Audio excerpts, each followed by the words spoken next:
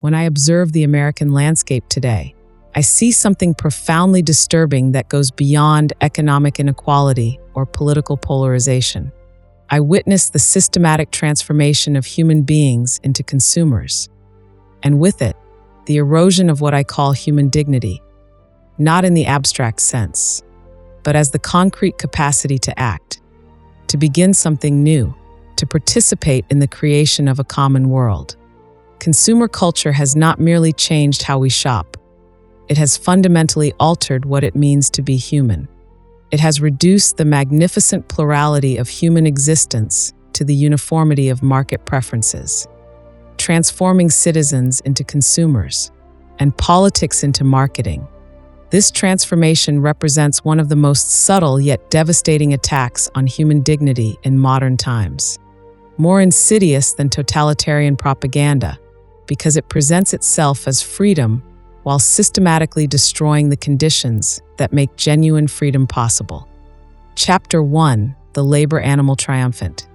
How we became prisoners of consumption.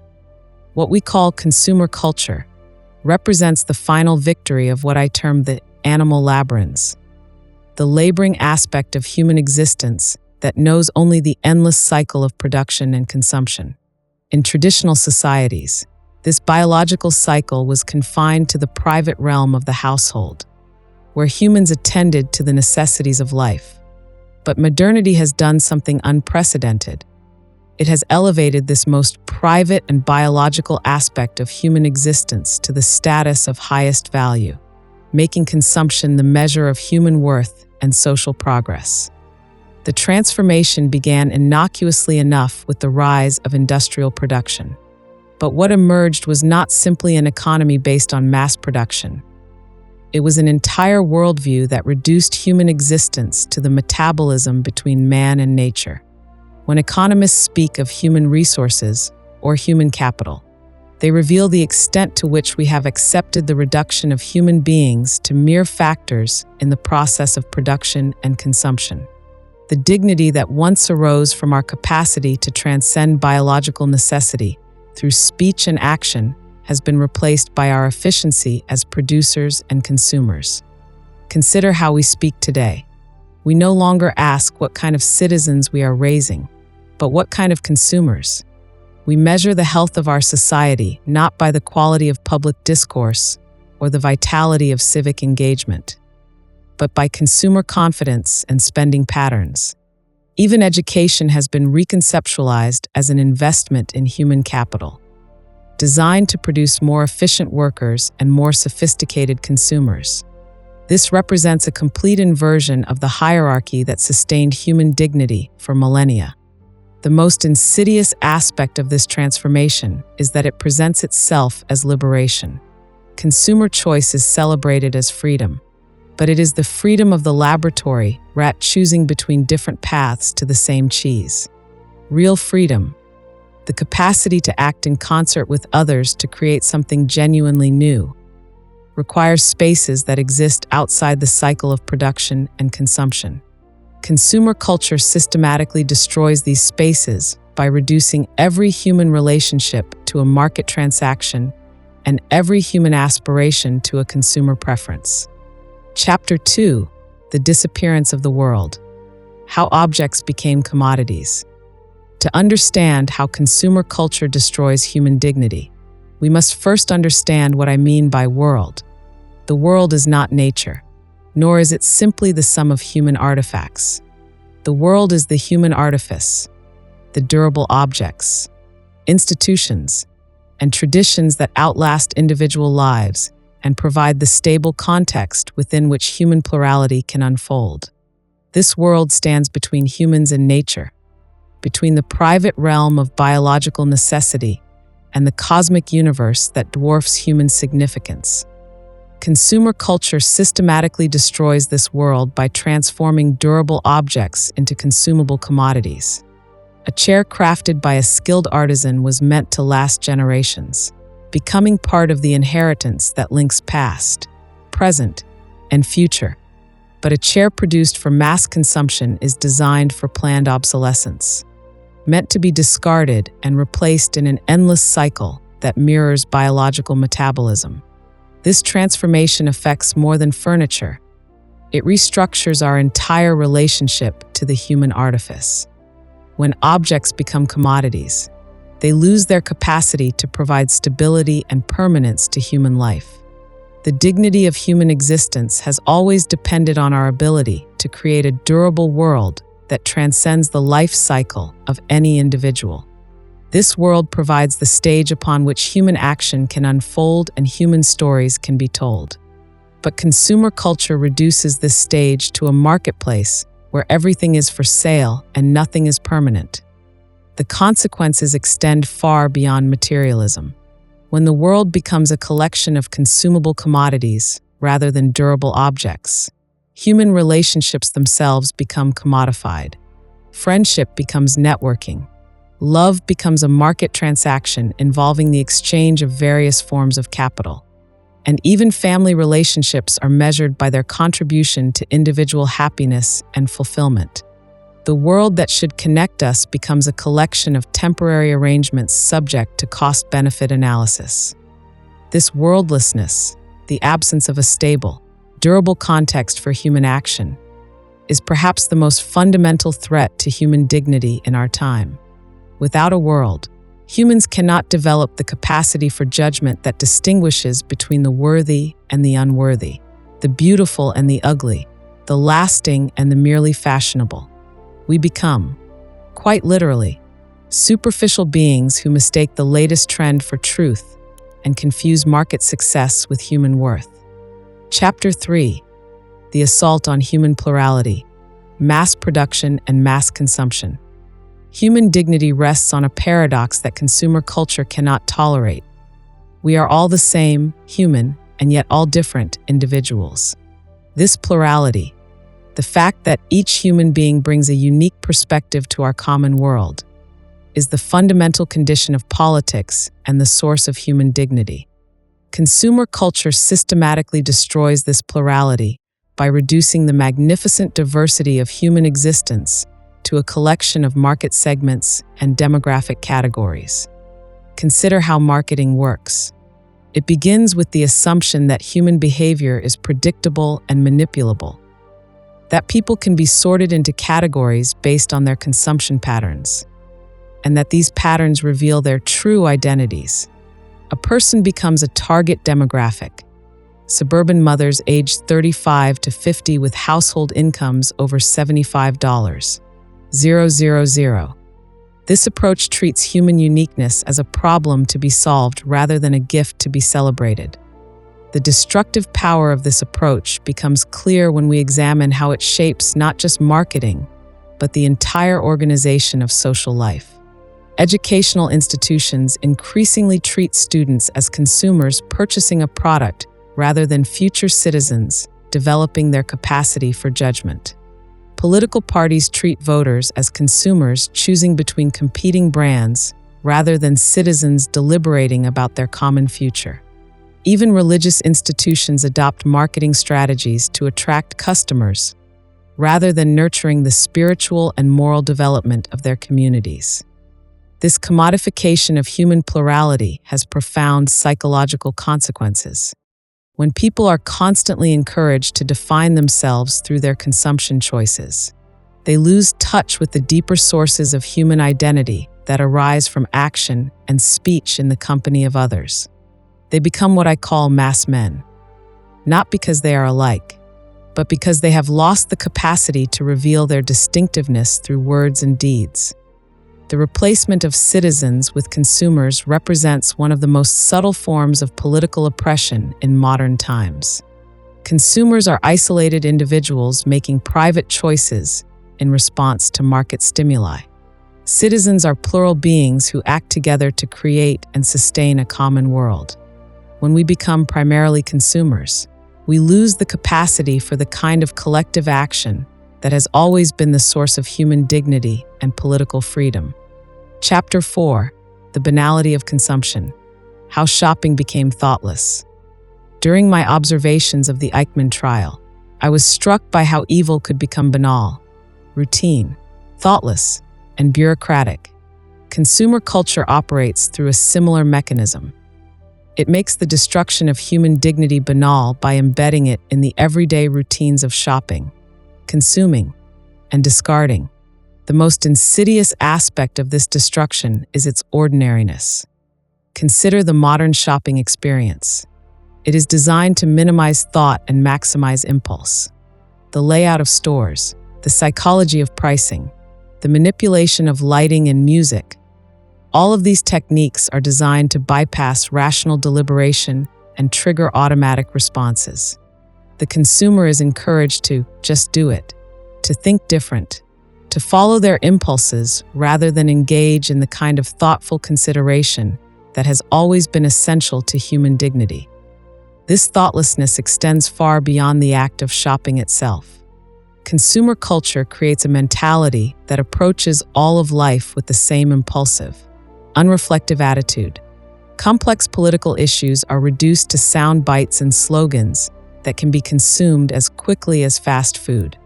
Personal relationships are approached with the same expectation of immediate gratification that characterizes retail therapy. Even moral questions are framed in terms of lifestyle choices, rather than serious deliberation about right and wrong. The banality of consumption is particularly destructive because it presents itself as natural and inevitable. People accept the reduction of their lives to cycles of earning and spending not because they have thought carefully about this arrangement, but because it has become so routine that they cannot imagine alternatives. The thoughtlessness that enables this acceptance is not stupidity. It is the absence of the kind of reflective thinking that would reveal the dignity-destroying character of consumer culture. This thoughtless acceptance of consumer culture creates what I would call a new form of totalitarianism.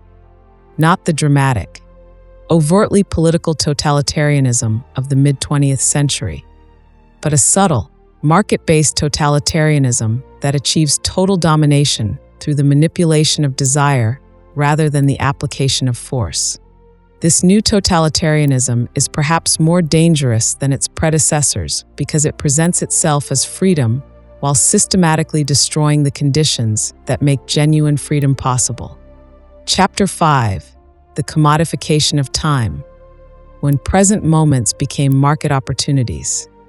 The assault on human dignity through consumer culture extends beyond objects and relationships to time itself. Traditional societies distinguished between different qualities of time, sacred and profane, work and rest, kairos and chronos. Consumer culture recognizes only one kind of time, market time, measured by opportunities for production and consumption. This commodification of time represents a fundamental attack on human dignity because it eliminates the temporal spaces within which genuine human action can occur. Consider how we speak about time today. Time is money is not merely a practical saying. It reveals a worldview that reduces the most fundamental dimension of human existence to a commodity. When time becomes money, every moment must be justified in terms of its productivity or its contribution to consumption. Leisure becomes downtime that must be filled with entertainment products. Reflection becomes a luxury that only the wealthy can afford. Contemplation virtually disappears as a recognized human activity. The acceleration of consumer culture has created what I observe as a perpetual present, a temporal dimension in which the past becomes merely a source of nostalgic products, and the future becomes merely a projection of current consumption trends. This temporal flattening eliminates the kind of historical consciousness that has always been essential to human dignity.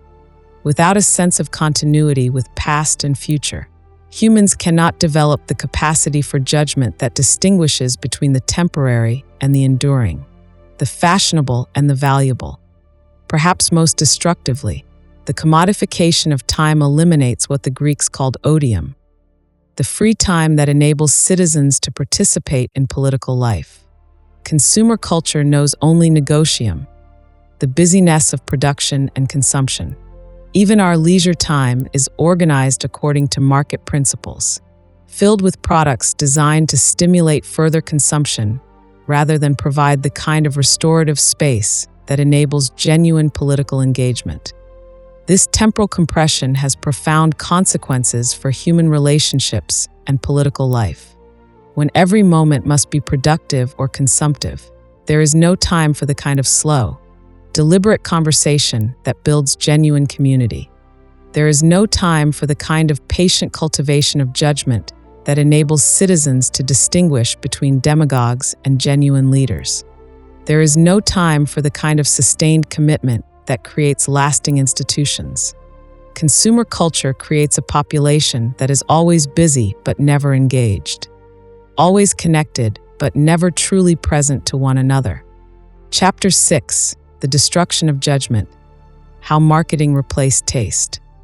Human dignity has always depended on our capacity for judgment, the ability to distinguish between the worthy and the unworthy, the beautiful and the ugly, the valuable and the merely expensive. This capacity cannot be reduced to rules or formulas. It emerges from participation in a common world where humans develop what we might call political taste through shared experience and deliberation. Consumer culture systematically destroys this capacity by replacing genuine judgment with manufactured preferences. Marketing operates by studying human psychology to discover which stimuli trigger which responses. It then uses this knowledge to create artificial preferences that serve market interests rather than human flourishing. The result is the replacement of authentic taste, which develops through education and experience, with manufactured desires that change according to market imperatives. When people lose the capacity to distinguish between authentic and manufactured preferences, they lose one of the fundamental capacities that constitutes human dignity. This destruction of judgment extends far beyond consumer choices to political and moral life. The same techniques used to sell products are now used to sell political candidates and policy positions. Complex issues are reduced to simple slogans. Emotional appeals replace rational argument, and citizens are encouraged to choose between options rather than participate in the creation of alternatives. The result is a pseudo-politics that mimics democratic participation while eliminating its substance. The commodification of judgment is particularly insidious because it presents itself as democratization. Market research is portrayed as a way of discovering what people really want, and consumer choice is celebrated as a form of democratic participation. But this confuses the preferences of isolated consumers with the judgments of citizens engaged in common deliberation. Genuine democratic judgment emerges from the encounter between different perspectives in public spaces. Manufactured preferences emerge from the manipulation of individual psychology in private. The loss of judgment creates a population that is vulnerable to manipulation by anyone who understands the techniques of marketing and propaganda. When people cannot distinguish between authentic and manufactured preferences, they cannot distinguish between genuine leaders and skilled demagogues. When they lose the capacity to judge the quality of objects, relationships, and institutions, they become dependent on external authorities, market researchers, opinion polls, celebrity endorsements to tell them what to value. Chapter 7: Natality Against Consumption: The Human Capacity for New Beginnings. Despite the destructive power of consumer culture, I remain convinced that human dignity cannot be permanently destroyed because it rests on what I call natality. The fact that humans are born, that each birth brings someone entirely new into the world, and that this newcomer has the capacity to begin something unprecedented. Consumer culture may suppress this capacity, but it cannot eliminate it entirely. The possibility of renewal always exists, even in the darkest times. The power of natality manifests itself in every generation's capacity to reject the world they inherit and create something better. Young people today are beginning to recognize that consumer culture promises happiness, but delivers anxiety, promises freedom, but creates dependency, promises individuality, but produces conformity. This recognition is itself a form of judgment that consumer culture cannot manufacture or control. We can observe this rejection in various forms. The growing interest in sustainable living that values durability over disposability. The emergence of social movements that prioritize genuine community over networked connections. The rediscovery of traditional crafts and skills that create lasting objects rather than consumable commodities. These developments suggest that the human capacity for world building, the creation of durable institutions and practices that outlast individual lives, has not been entirely destroyed by consumer culture. The restoration of human dignity requires what I would call political action. The capacity to act in concert with others to create new institutions and practices that honor human plurality rather than suppress it. This cannot be achieved through individual consumer choices, no matter how ethical or sustainable. It requires the kind of collective action that creates public spaces where citizens can encounter one another as unique individuals rather than as members of demographic categories. The recovery of human dignity also requires the cultivation of judgment through education and practice.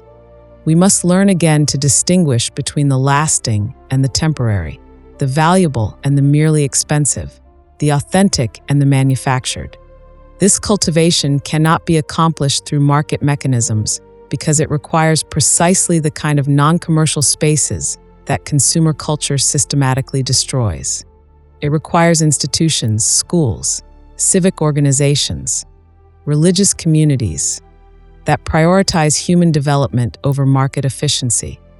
Most importantly, the recovery of human dignity requires the recognition that we are not merely consumers or producers, but political beings capable of creating and sustaining a common world. This recognition is itself a political act that challenges the fundamental assumptions of consumer culture and opens the possibility for genuine renewal. Conclusion. The diagnosis is clear. Consumer culture has systematically attacked human dignity by reducing political beings to economic units, transforming citizens into consumers, and replacing the lasting world of human artifacts with the ephemeral marketplace of commodities. This transformation represents one of the most subtle yet devastating forms of human diminishment in modern times. Yet the very capacity that makes us human, our ability to begin something new, to act in unexpected ways, to create institutions that honor rather than suppress our plurality, provides the foundation for renewal. The recovery of human dignity is not simply a personal task, but a political one, requiring us to act together to create spaces where authentic human life can flourish. In recognizing what we have lost, we take the first step toward reclaiming our birthright as political beings capable of creating and inhabiting a truly human world.